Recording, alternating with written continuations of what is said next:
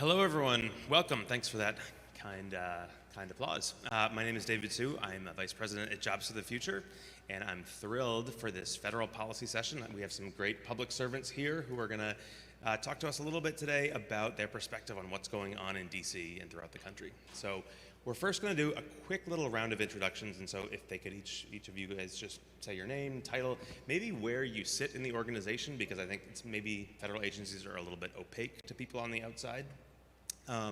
And because we're going to be talking about career navigation and exploration and education, if you could just tell the audience someone who's influenced your journey and how they helped you explore. So, Roberto, we can start with you. Great, David. Thank you. Good afternoon, everybody. It's great to be here at South by EDU. My name is Roberto Rodríguez. I am Assistant Secretary for Policy and Planning at the U.S. Department of Education. So I oversee our policy development and policy priorities across the department from early childhood all the way through adult learning. I also oversee our budget development process, our Office of Educational Technology, and several other functions important to policy and planning. Boy, it's such a hard question to focus on one individual who shaped your trajectory in your career. I have so many amazing teachers that continue to be an inspiration and help steer me, give me confidence, help me explore new ideas I would have never thought to explore. But the single figure I'll focus on really is my grandmother. So my grandmother, Dolores Jackal Sanchez, was in her 80s when she earned her GED. In my hometown in Grand Rapids, Michigan. She was an immigrant from Venezuela. That moment of standing up with her, with that certificate, really inspired me. Education's always been a North Star in my family, and it really started with my grandparents and their encouragement to continue to excel and reach your dreams through education. Thanks. Thank you so much, David, and good afternoon, everyone. It's wonderful to be here at South by Southwest EDU. My name is Lauren Starks, and I serve as the lead for the Good Jobs Challenge program at the U.S. Department of Commerce, which is within the Economic Development Administration.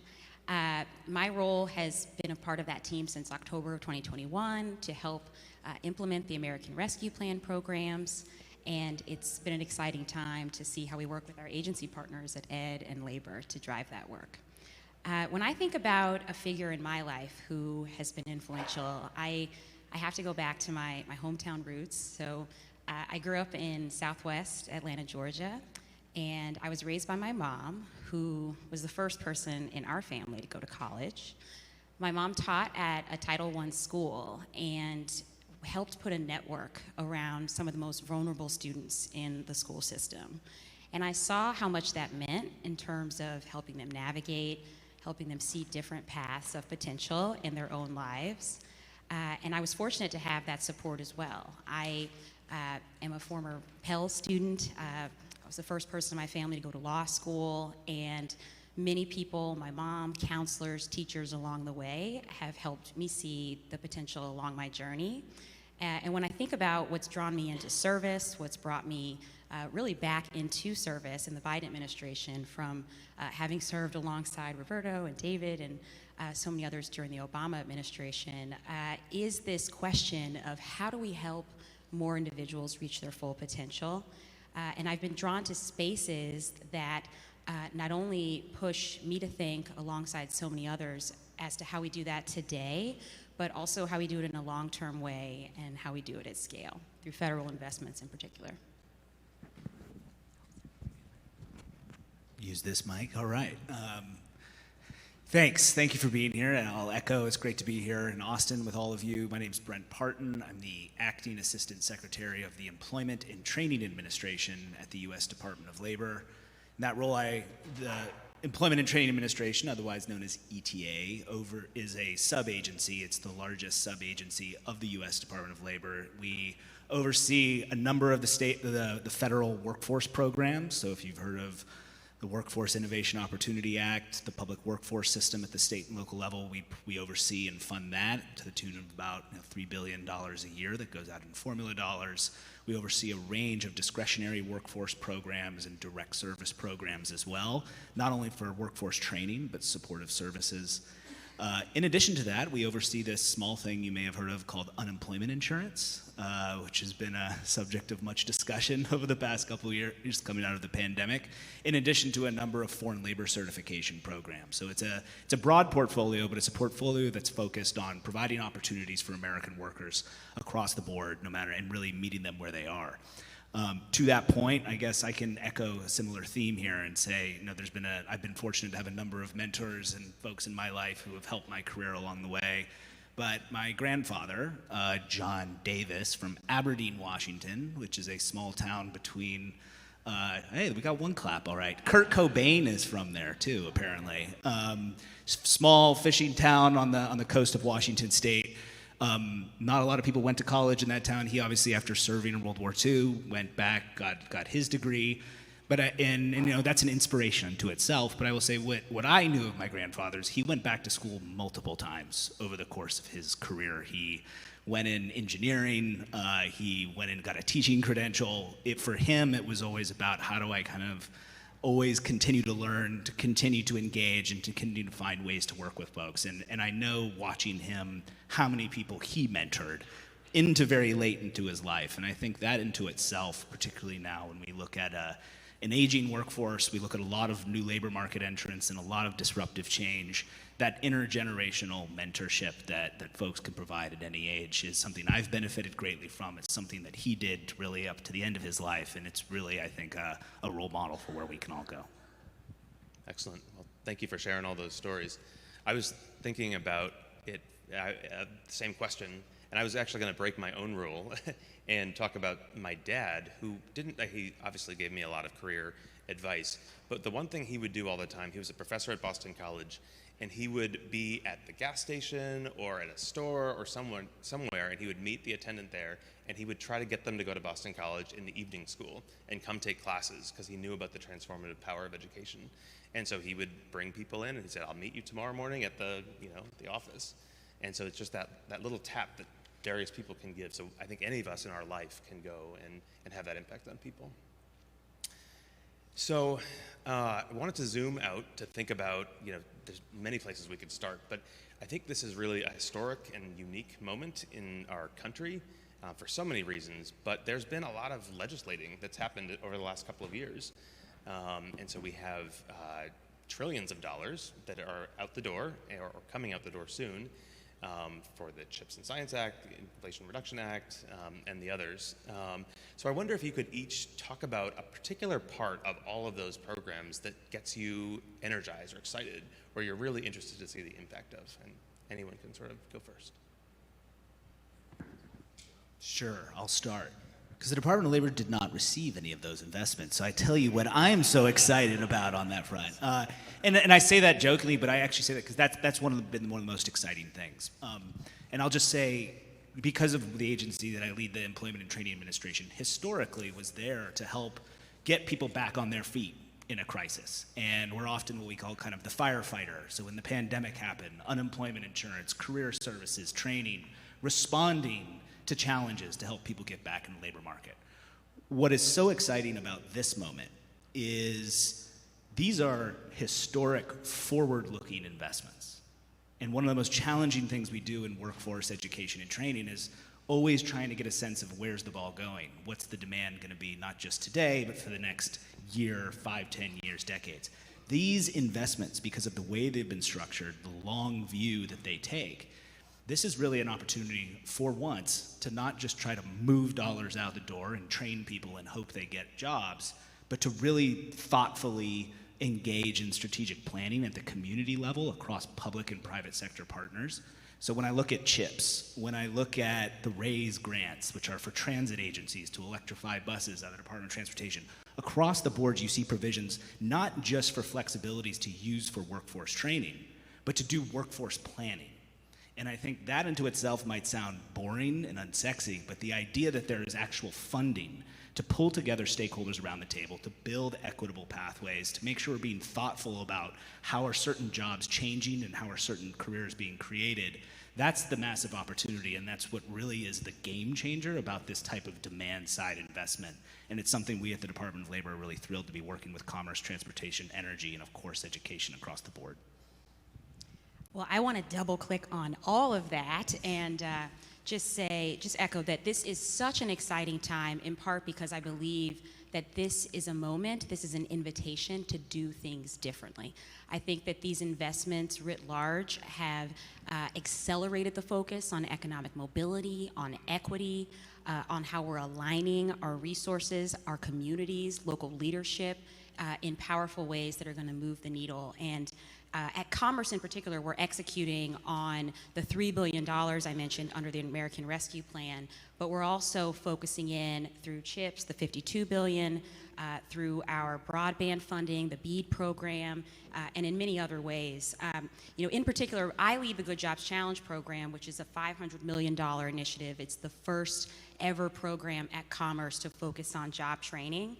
And in August, we made 32 awards out of 500 applications received across the country to partnerships that are bringing community colleges, employers, state and local agencies, economic development organizations, and other critical stakeholders to the table to solve local challenges around workforce in 15 industries. These programs have many parts to them, but I want to lift up a couple of highlights of what this model's about. First of all, these resources are going towards underserved areas and communities, particularly women, people of color. How do we help more folks that have been left behind get back into this economy? Second of all, the projects have a focus on supportive services. So how do we remove barriers? How do we encourage and incentivize strong partnerships with community-based organizations and nonprofits such that issues like childcare or transportation or coaching or counseling are not going to prevent someone from getting to and through a training program and sustaining and being in a place where they feel they can thrive in a good job. There's also a strong focus on employer leadership, employer engagement. We have hundreds of employers coming together with each of these projects and making commitments, and also boosting understanding of what industry-driven practices are going to be important to make sure these programs are put together in a high-quality way. So, we're going to talk. I'm going to look forward to talking more about the impact of this work, some examples of that leadership. But just want to say, how exciting it is to be able to work alongside Ed and labor, and to release guidance like our job quality toolkit, such that we understand the proof points that we're creating across this investment in a long-term way. It's fantastic. I also will just double click on the vision here and the picture that you're getting from Lauren and Brent's remarks, and say that, I'm most excited about the moment we're in because these investments, through the bipartisan infrastructure law, and through CHIPS and through IRA, they are reshaping our economy, right? They are reshaping what our careers, our workforce, they're having big impacts on workforce demand. We're looking at how we can build new sectors of bioengineering and biomedicine and double down on our sectors around infrastructure and do more to help support advancing some of these new technologies in IT, clean energy. So the opportunity to engage young people and engage workers and adults in preparing for this economy of the future that is here today is huge. And often as we see these economic demands shape the contours of opportunity, if you will, at the local level, at the federal level, we don't always have a lot of tools to bring to bear. This is different, right? We have a tremendous set of investments that President Biden has shepherded forward for us to help support, and we have the opportunity actually to engage as agencies together in that effort. All three of our secretaries have had the chance to stand together and say, how can we get our K-12 system and our post-secondary system working more actively with our workforce development system, working more actively with employers. And those three legs of the stool, how can we enjoin them and create a stronger foundation? So the opportunity to collaborate and bring those systems together so that the experience for our workers and for our young people is a more seamless pathway. That is the other thing that gets me excited and really proud to be working with my colleagues toward that end. I'll just mention one other thing, which is not in any of those three investments, David, but the omnibus bill that just passed last fall for our agency, and our agency was not a recipient of any of those other earlier funds mentioned, but we are working, alongside the jobs challenge that Lauren mentioned. We're working alongside our partners at Labor, but we're also standing up deeper investments in career and technical education at the Department of Ed. And Congress has made available the opportunity to shape a new career-connected high schools challenge, which for us, $25 million this year, we'll be putting forth to help support districts to, again, tear down those barriers with post-secondary and with employers and design more work-based learning opportunities, design more opportunities for college and career readiness, and design more opportunities for advising to engage our young people earlier and give them agency in how they prepare for their careers and for their future in the economy. That's great. Thanks. So there's a tremendous amount of activity going on right now. What do you think is next? So the Biden administration has 2 years. I think you probably have a lot of things that you still want to get done. What are you most hopeful to see? And maybe relatedly, is there any more bipartisan action that might happen? Like, are there any other bills that you could prognosticate might happen? Boy. Silence. I've already gone first.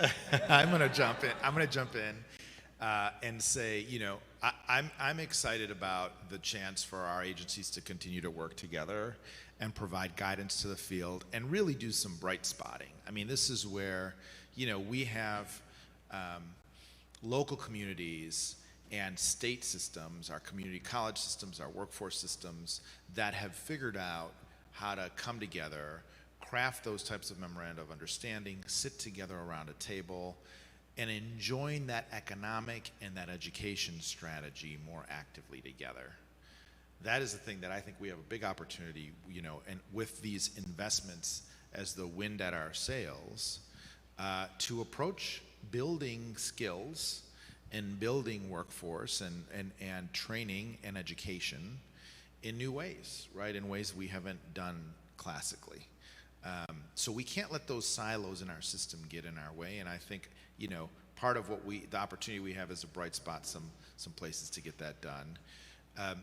We are the president's putting forth his budget for all of our agencies tomorrow.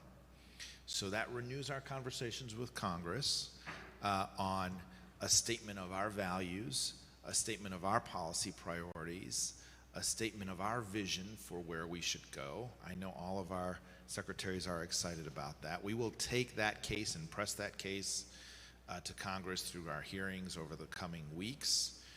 And I think there is, if there is any opportunity for bipartisanship, it's got to be in preparing and supporting our workforce for the future, right? This is not about a red state, blue state blueprint here. This is about how we support preparation for good jobs and for a strong economy. Every leader in every state wants that. They want a strong economy.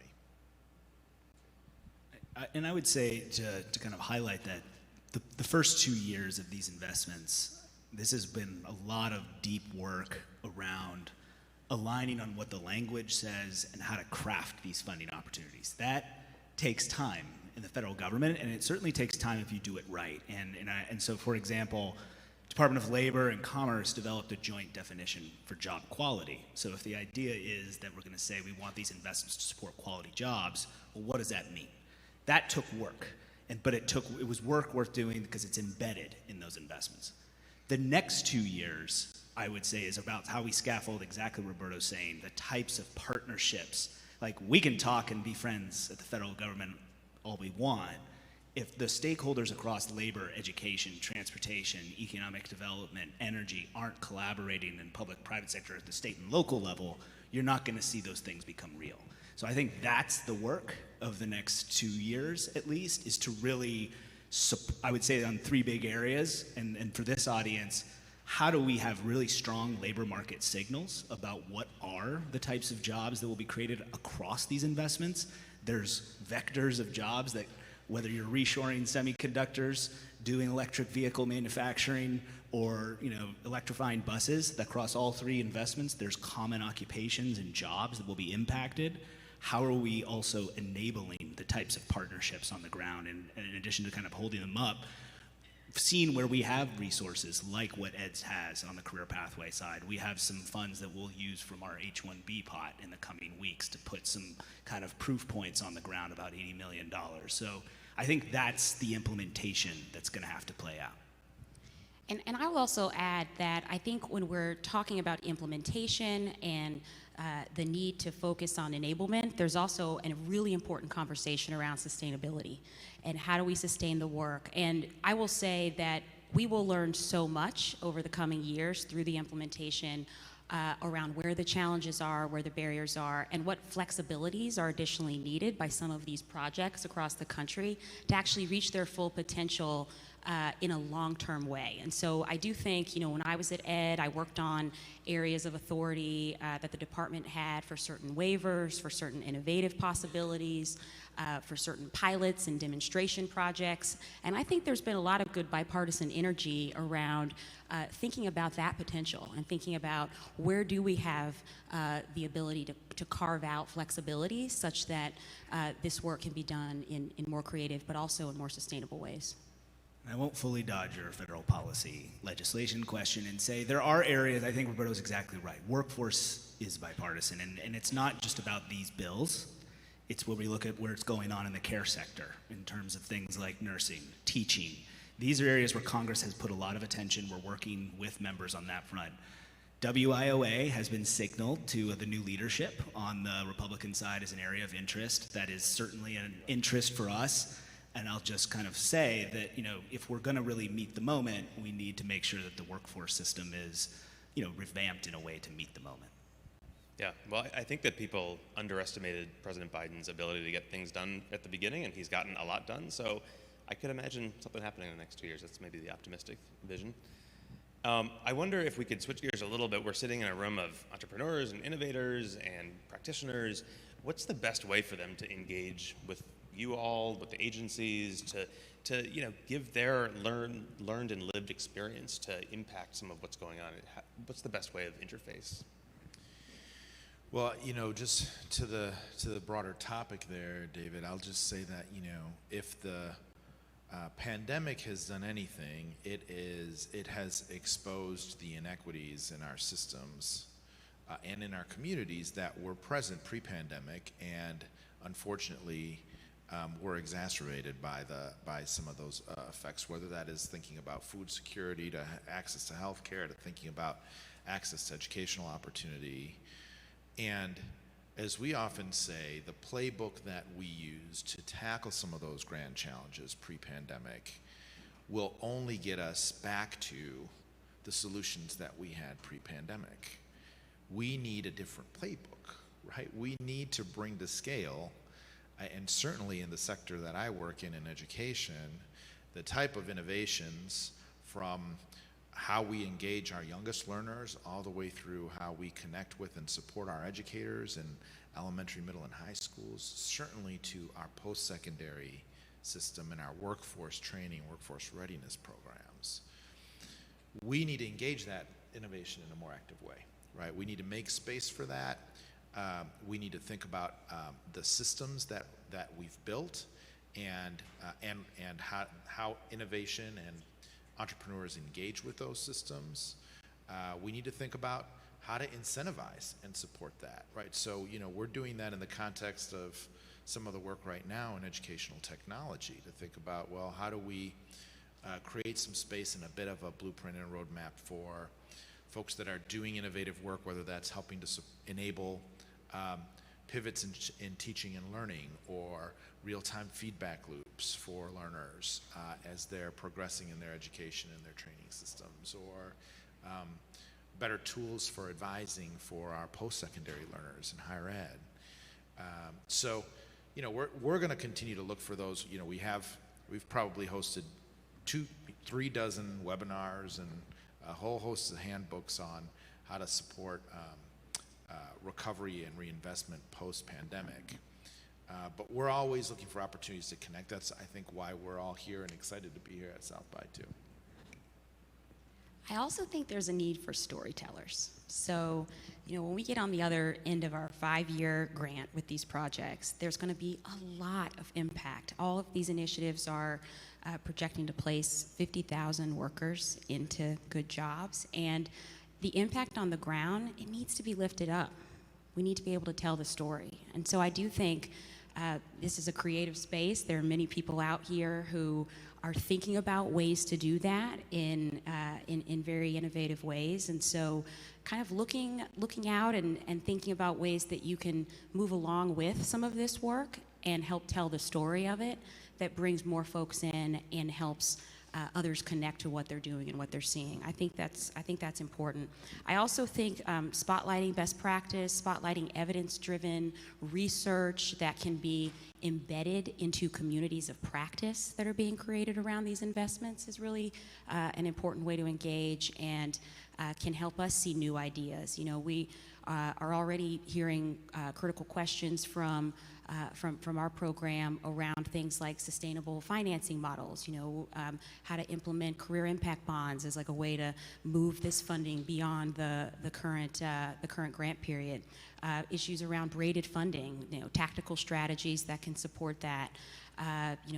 Childcare, how to address issues in childcare deserts such that, you know, supply can meet demand, like innovative ideas. One of our projects is looking at are, you know, how to accelerate entrepreneurship among home-based childcare providers, or looking at internet platforms that allow referral services in rural areas or in areas that are implementing construction projects where the hours may not be typical for a daycare center or for a child care provider that's more traditional. So, you know, just lifting up those ideas to us and letting us know can be a great way to supplement and bring that into our TA and to the strategies that our communities of practice are using.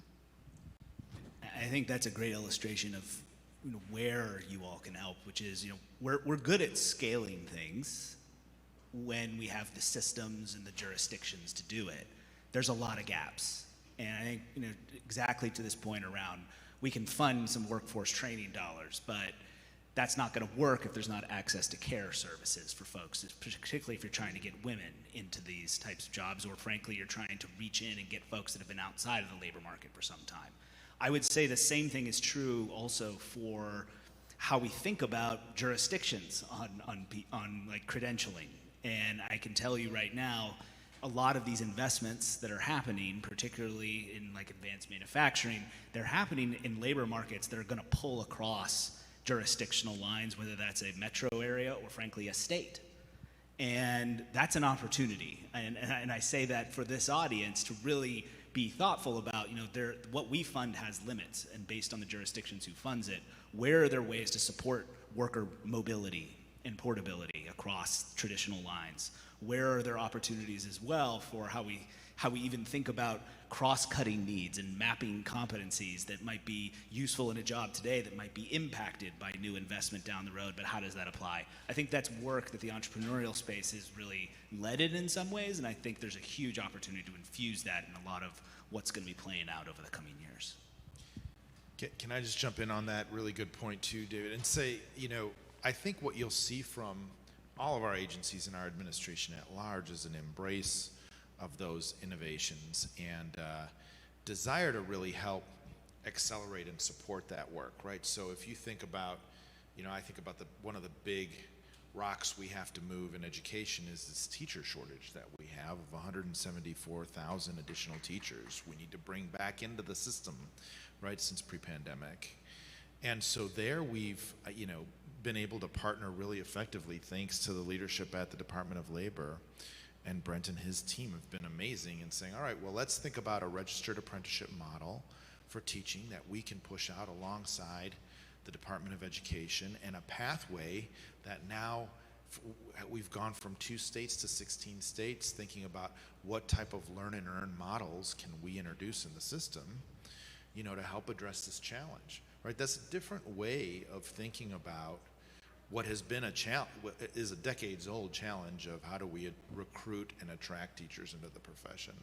So we want to continue to stand up, you know, as agencies and together in the administration, and say and invite others to, you know, help develop those types of solutions, and as Brent says, like, bring them to scale.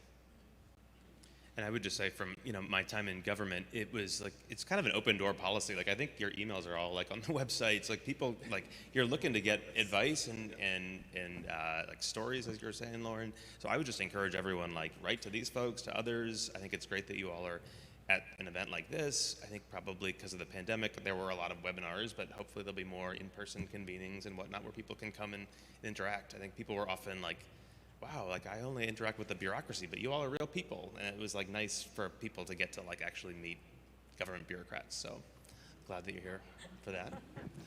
We care. Yeah. You'll notice us because we have ties at South by Right, that's how you can find them. So on a sort of related note, so I'm on this task force with an organization called Convergence to try to get more young people into the federal government and into federal service. I wonder if you've heard anything about efforts afoot in the government, or like, are there ways that we can get more young people, Gen Z folks, like, into government service for a career, or maybe for just a little while for now, or how might we think about that? There's one way: make it easier to get a job in the federal government. We don't make it easy. And I will say, one of the things that, you know, we are taking a hard look at, working with the Office of Personnel Management, that I'm really excited about, is what Roberto just mentioned around the teacher registered apprenticeships. Is we've been working closely and growing registered apprenticeships with the private sector across sectors, and not just the trades, but in IT, cybersecurity, and healthcare, and financial services. We've been telling the employers in the private sector to step up for a long time. We have not been walking that walk. And so we are looking at a federal apprenticeship pathways program with OPM. It's still very much in the early stages, but it's this idea of looking at where do we have cross-cutting needs.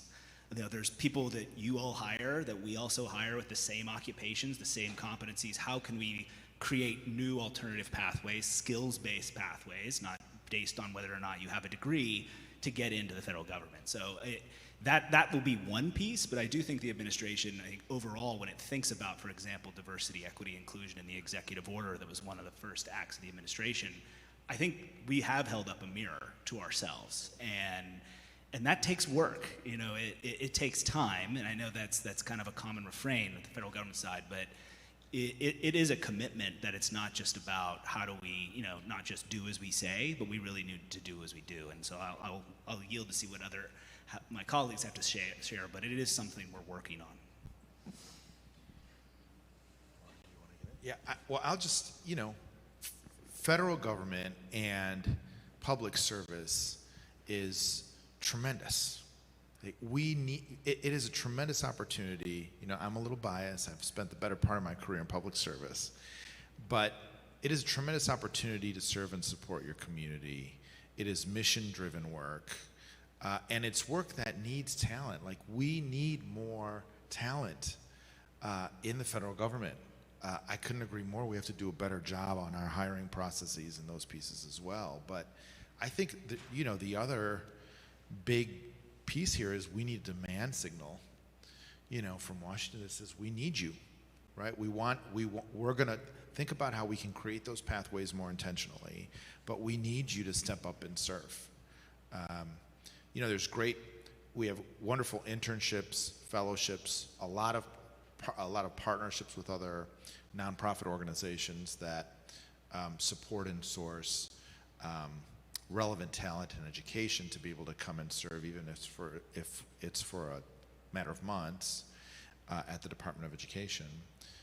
But we need to do that better, And we need to be more intentional on the diversity front because, and I will say, like, this administration, more than any other that I've had the opportunity to work with or work within, has centered such a commitment to equity and such a commitment to diversity in the workforce.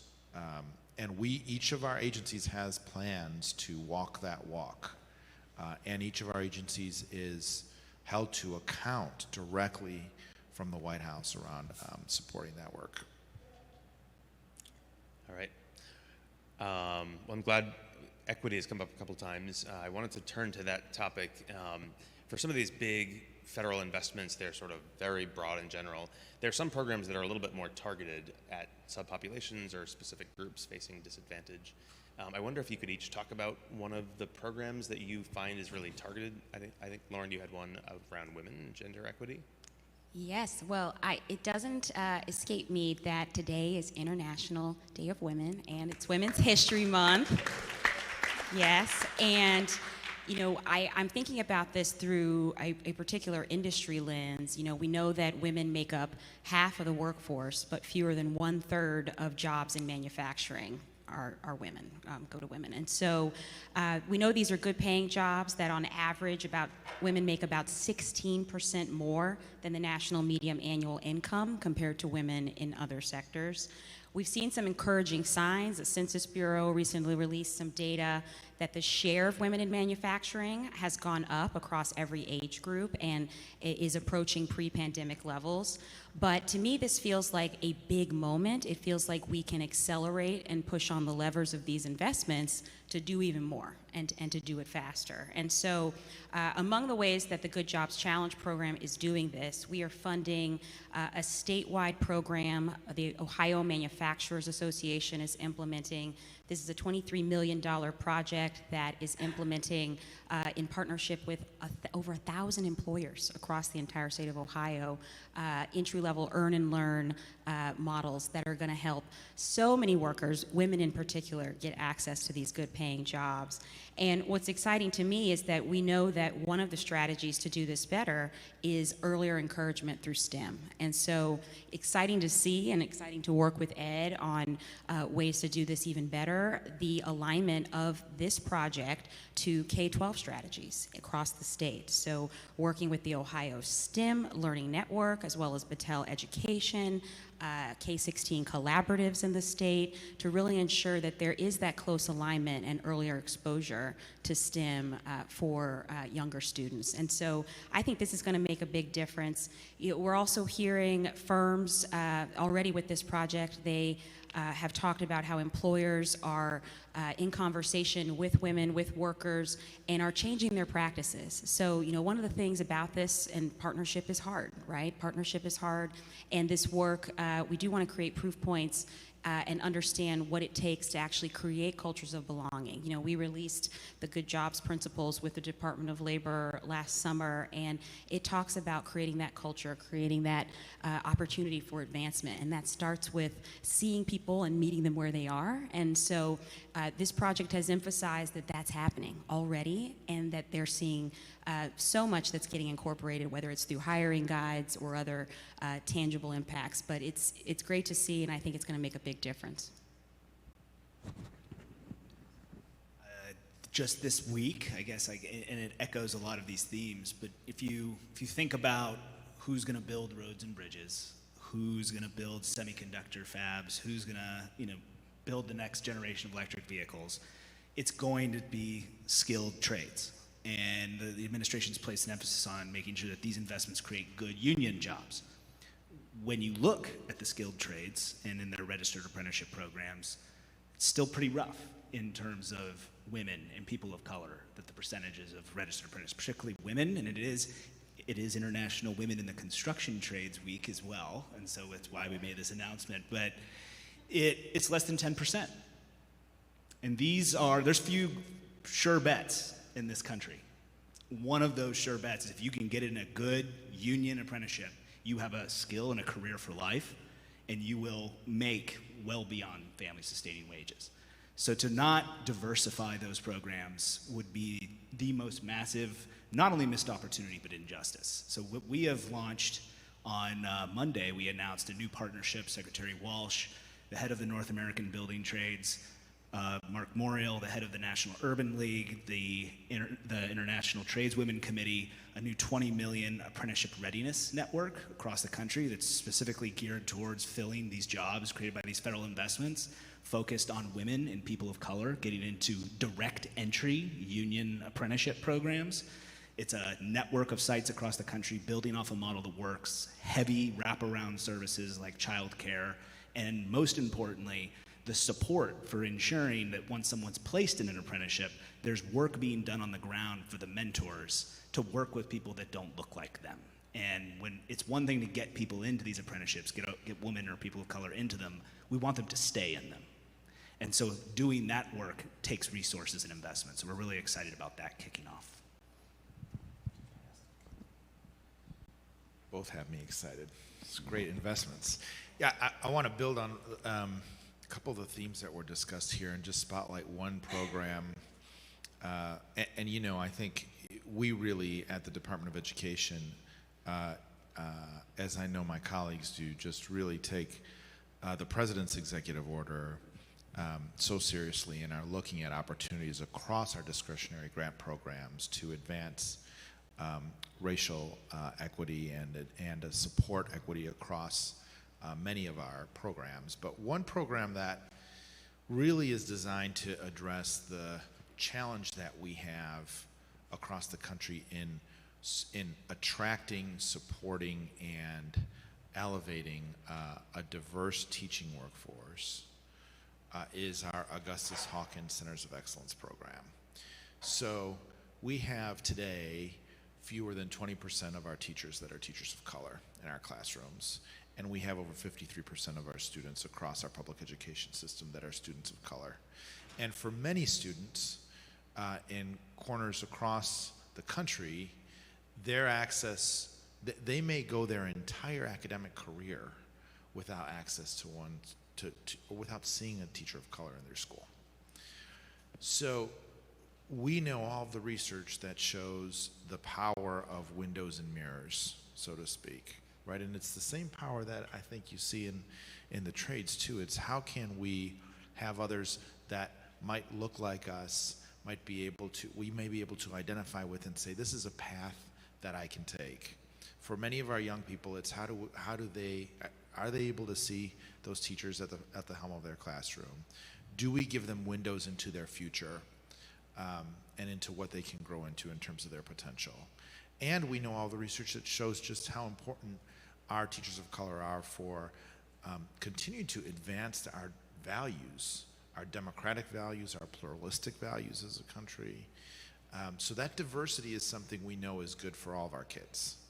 And so what the Hawkins program has done, in last month, we announced $18 million in grants to our historically black colleges and universities, our Hispanic serving institutions, our tribal colleges and universities, to begin to grow the pathways into the profession and help prepare a new generation of diverse and talented teachers.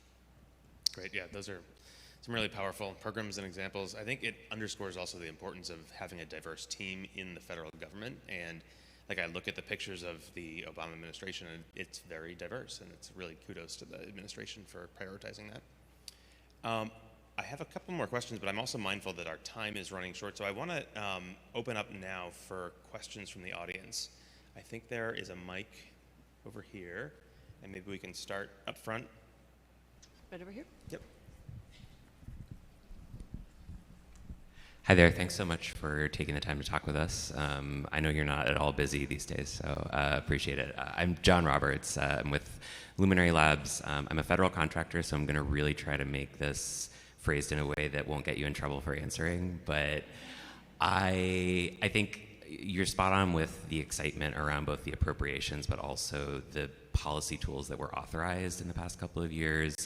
And at the same time, on paper, there are a lot of similarities and overlaps when you look not even just across your departments, but with NSF TIPS Directorate, DOE, et cetera. So I'm curious how you all think about looking across the investments that are being made to avoid duplication or avoid kind of repetition of mistakes, and particularly how you think about making sure 1 billion plus 1 billion equals more than 2.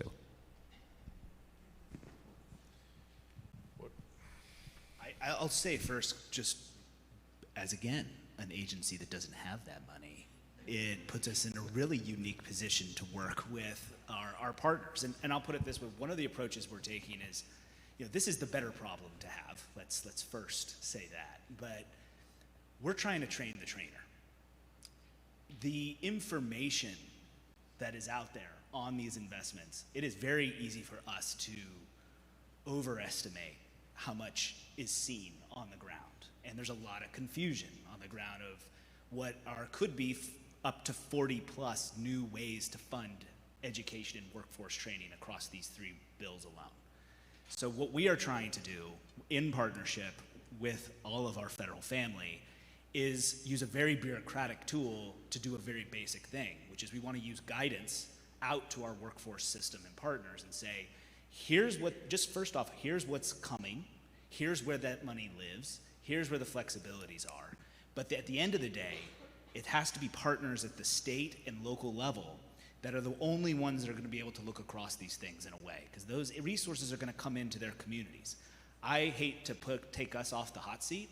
I'm more worried about duplication and replication at the state and local level that undervalues the potential joint impact of these funds. And I think that's the great risk we're trying to guard against is, let's not set up a new system, a new program just for one funding stream in a local area that's knocking on the same doors of an employer as every other funding stream. Let's really be thoughtful. That's why I said earlier, it's the strategic planning, it's the workforce planning, it's connecting workforce, K-12, CTE, community colleges on the supply side to be able to respond to these things. So for us, we have to get the information out there. I think we have to do a lot of technical assistance and support, and most importantly, we have to do that together. So we're just getting us in the room to speak with some voice helps reduce that risk a little bit. I can attest to the confusion on the ground. There's certainly people who don't know what's going on. I think that's a place for other folks in this room to step up also, like JFF can help provide some information about the guidance, because you have to write in federalese. You can't be quite as clear as external organizations can be. So whether it's JFF or Luminary or I think SNR in the room, there are other organizations that can do this. I think philanthropy has a role to support some of that, but that's a partnership, I think, between the government and other agencies. I just wanted to briefly add that from where I sit, I see that we are deduplicating and we're getting tighter alignment in terms of our agency coordination in a couple of ways. The first is around guidance. So I think they're jointly releasing guidance, jointly releasing toolkits. These are kind of action-forcing mechanisms to help us think through where our policies overlap and where there are opportunities to lift up each other's work. So we've done that. I noted the Job Quality Toolkit and the Good Jobs Principles, but we also utilize mechanisms like Memoranda of Understanding, MOUs across our agencies that further create that architecture for coordination. I also think we do this in the TA space. So, I have, through my program, been very grateful to be in conversation with the Department of Labor Women's Bureau, the Department's Good Jobs Initiative, the Office of Career and Adult Technical Education, policy advisors on the ed team, and we're talking about what we're seeing on the ground and where their expertise can help gap fill. We're doing that in real time. Every day, every week. And so, I think that's important because that then feeds into playbooks, that feeds into materials that we release to our grantees, and I think that it just shows that there's this effective feedback loop of strategies that work. And then, the final place, I think, is utilizing the convening power of the federal government. So ed, labor, shoulder to shoulder with Department of Commerce when we hosted the kickoff for the first Good Jobs Challenge convening in December. And we're part of designing that event and part of how we set up an effective way to support our grantees in being as successful as possible. Maybe another person up front here.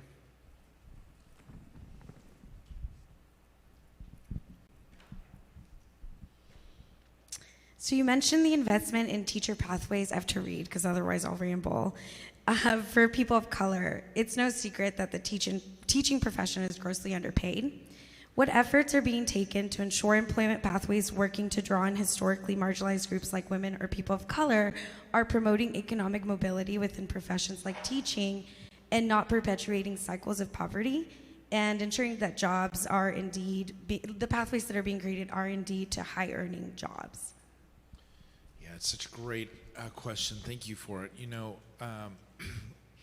We have to acknowledge as a country that we must do much, much better with respect to supporting and elevating our teachers, and that begins with this foundation of compensation, right? When we have so many teachers in many of our states having to balance 2 jobs, 3 jobs to be able to put food on their table for their family, it just brings into clearer focus how much further we have yet to go with respect to supporting a more competitive salary. We know that our teachers often suffer from a wage penalty of upwards of 24 cents on every dollar earned from other college graduates in the teaching profession, serving in the teaching profession. So, we're marshaling our efforts to make sure that more states are aware of this challenge. And one thing that Secretary Cardona has done is to really advance new guidance and new calls to action with dollars from our American Rescue Plan, which has put forth an unprecedented amount of funding across all of our states to say, here are some very active ways that you can utilize ARP dollars to support teacher compensation, teacher salaries, teacher retention bonuses. And we're seeing great uptake across the country, from Indiana to Maine to other places that are really looking to put those dollars into action. The other thing that I'll say is that we have to do more on the front end to make sure that the pathway into teaching is more accessible and affordable. And this is why I'm so excited about this learn and earn model, because it eliminates so much of that front end down payment that many candidates have to make to be able to just consider entering and being a candidate and entering into a pathway for the profession. We, of course, have our Teach Grants. We have other scholarship programs that need further attention and further investment.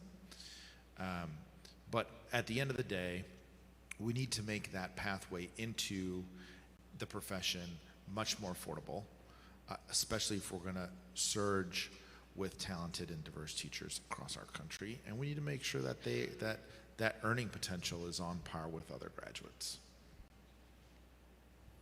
All right, I think we'll try to sneak in a couple more questions over here.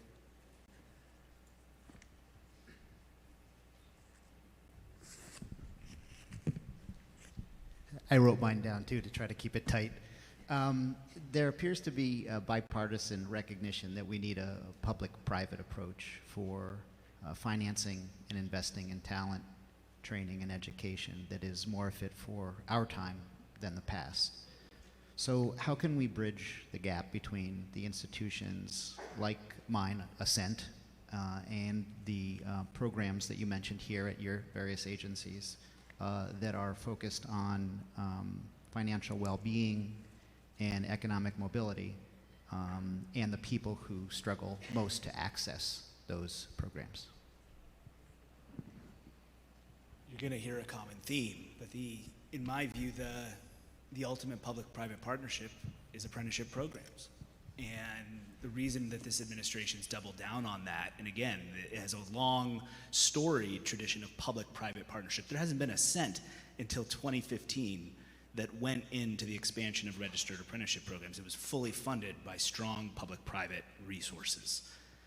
Come flash forward to 2016, 2017, Congress started appropriating dollars. The Obama administration made a first payment to expand programs to new sectors, to try to get some startup going in the kind of infrastructure that's needed to sustain those partnerships. Why apprenticeship works? You only have a successful public-private investment if everybody wins. Apprenticeship programs are structured to have a return on investment for the employer, while at the same time delivering for the apprentice. It's one of the few workforce programs that's been evaluated to death, and continually shows that regardless of what industry sector it's in. Business will pay for what it values. So if you can create partnerships, and I think then the question is, well, where are they if they work so great? I think it is reducing the transaction costs for employers that don't know about apprenticeship, don't know how to start setting it up, and that's where the investments in intermediate organizations, JFF has been a national partner with us on this effort to work with some intermediaries or for-profit organizations that charge employers and manage the apprenticeship programs for them. Some are community colleges across the country or community-based organizations. But the recipe of that contract between the employer and the apprentice, having a mutual benefit, is what's key, in my view, for how you scale and sustain things, particularly in a workforce space. Great. Any other questions? I see some hands over this way. The lights are kind of bright up here. Hello. I am from Washington State. I serve on a school board there. We know that 65% of our students sitting in our classrooms today are being educated for jobs that don't yet exist, to use tools that haven't been invented in a world we can't possibly imagine. How do we do that? Well, I think one thing we do is to provide our young people greater agency in their learning and in their development and in those pathways. You know, we have a norm in our high schools where we don't often ask and engage our young people in what their future looks like, whether that is career, post-secondary educational attainment, community college, four-year degree, industry-recognized credential. We don't start that conversation until senior year for some of our kids. It's just far too late for us to be thinking about how do we, if we're going to design an education system and pathways that will help them to succeed in post-secondary education and in the economy and in careers, we need to start that much earlier. I do think we need a redesign and a reboot, and we need to bring our partners in that are leading our workforce sector, our employers, and our emergent sectors into the education system. We need a more active blending and braiding of that, right? And one of the things we're thinking about is work-based learning. What does that look like? Can we even start to get the vanguard of the current innovation economy to engage with our high schools and with our K-12 system to provide those work-based learning opportunities now? That will retrofit and redesign that system. Great. Can we sneak in one more question? I'm told we have 3 minutes left.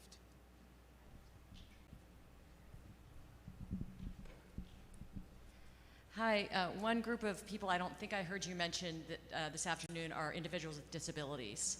And we won't even go into the fact that we know they're underfunded at the federal level. And I know you all don't control how much money you have, but what I'd really like to ask is about workforce development.